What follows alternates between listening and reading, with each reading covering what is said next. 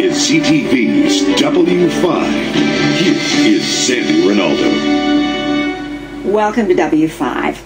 In the world of science, medical discoveries usually undergo years of testing. But for those suffering from debilitating diseases, waiting for science to prove a promising treatment can be frustrating. So, when a doctor in Italy, Paolo Zamboni, suggested multiple sclerosis was linked to constricted veins and that a simple treatment to open them up could stop the disease, MS patients the world over began seeking the procedure.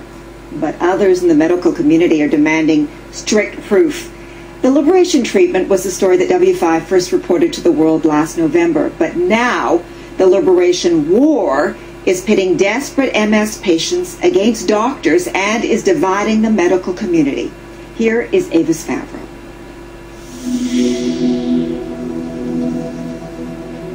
I said to the doctor that was doing the procedure, have you done something to me? And he said, yes, we have. He said, why? And I told him that I could move my foot, my hand. This is something Steve Garvey says he hasn't been able to do in a long time, stand on his own 2 feet. How long's it been since you've stood like this? Probably 6-8 years. How does it feel? Feels good. Steve had run out of treatments for his worsening multiple sclerosis. He relied on a walker to cope with the fatigue, the numbness in his left hand and leg. But he says a treatment done here in Canada has given him newfound abilities. Show me how deep you've been. And if I tried this before, I would have fallen back or fallen over, definitely. Like countless MS patients, Steve has been online, gathering information about a novel and controversial theory about their disease. Developed by Italian doctor Paolo Zamboni. The narrowing is... That idea first broadcast on W5 last November, that many of those with multiple sclerosis have blocked veins in their necks and chests. Look at this section, the narrowing is a significant stenosis. Their blood doesn't drain properly, sending it back to their brain, a problem that could be contributing to their MS. What's more, Dr. Zamboni's study suggested opening these veins with balloon angioplasty improved symptoms and reduced new MS attacks. It was dubbed the Liberation treatment. Wow! There's no more narrowing. The blood go faster than before. With few options, Steve was desperate to give this new idea a try. The clock's ticking. People die. People with MS commit suicide at an alarming rate. There's no hope. So why don't we give them hope? His neurologist told him to wait for more studies. Was it easy to see or hard to see? Instead, Steve went to see vascular surgeon Sandy McDonald, who runs an imaging clinic in Barrie, north of Toronto.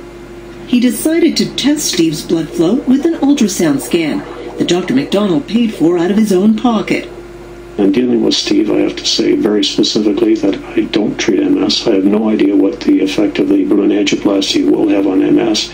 But I knew that from the studies that we had done that he had abnormal flow characteristics that warranted further assessment. So he then sent Steve for a venogram, a test where dye is injected to see the veins and blood flow. And it's actually quite narrowed. And just as the theory suggested, Steve had abnormal blood drainage from his brain, courtesy a narrowed left jugular vein. When you inject the dye, it just stays and stays and stays, and is very sluggish to drain out. It's a condition called CCSVI, chronic cerebral spinal venous insufficiency. And following Dr. Zamboni's study, Dr. McDonald and his colleagues decided to unblock Steve's vein. This is home video after the procedure. Well, I felt warmness or a difference in my left side of my face, and I thought I'd just try and wiggle my toes. So I did, and it moved.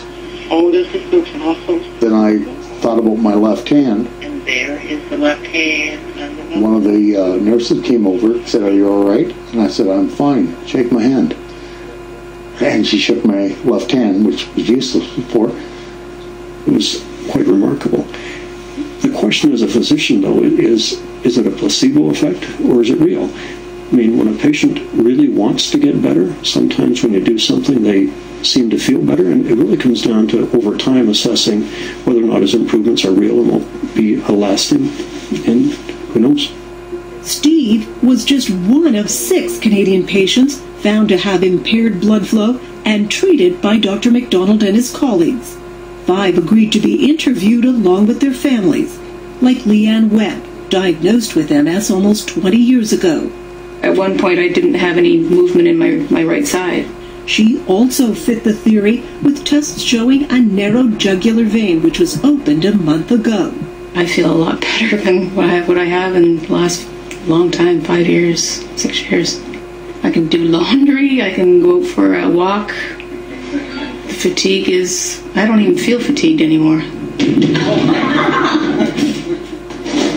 Matt Maltese has suffered with MS for a decade. Then the whole right side goes numb. Now the whole left side's numb.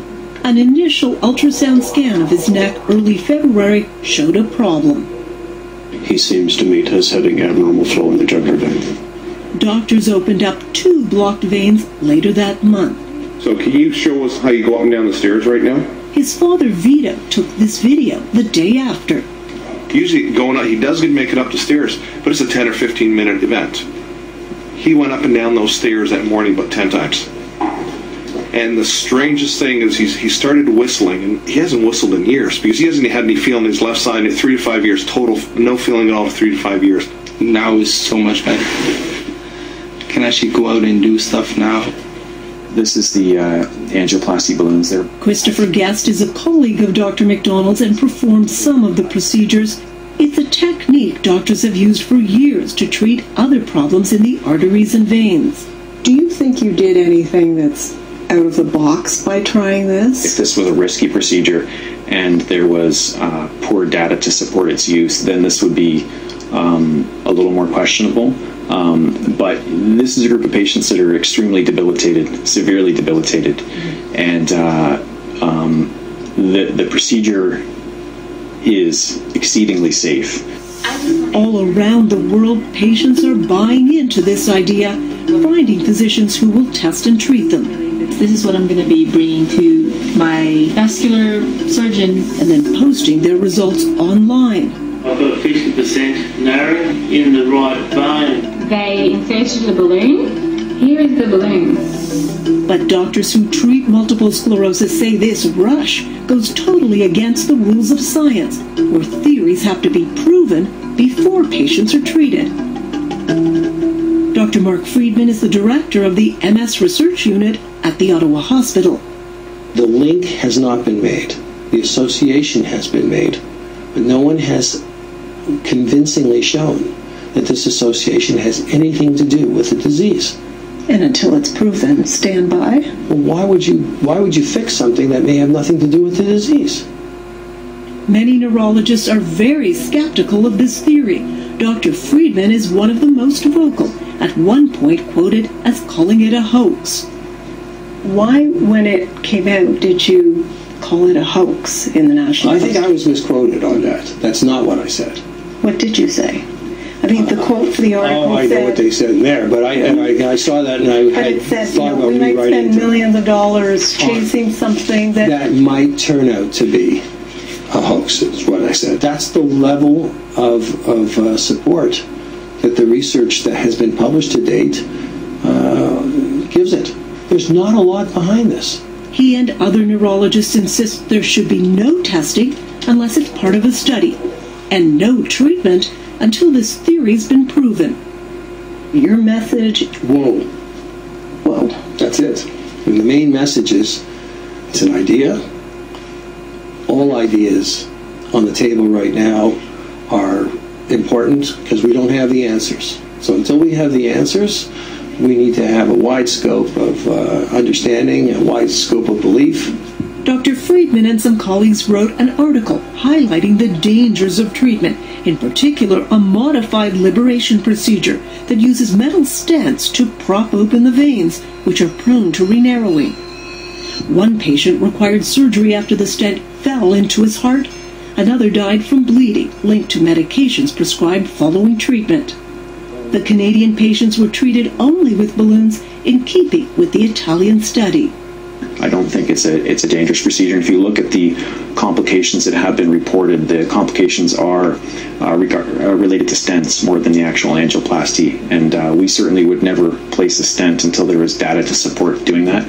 Most doctors agree this whole subject needs extensive research, but these patients don't want to wait. Why? With the damage that could have been done for the next, however long that the study could take, 2 years, 3 years, the damage may not be reversible. So why would you wait? Let us know what our risks are. Let us know what our choice is, and let us make the choice.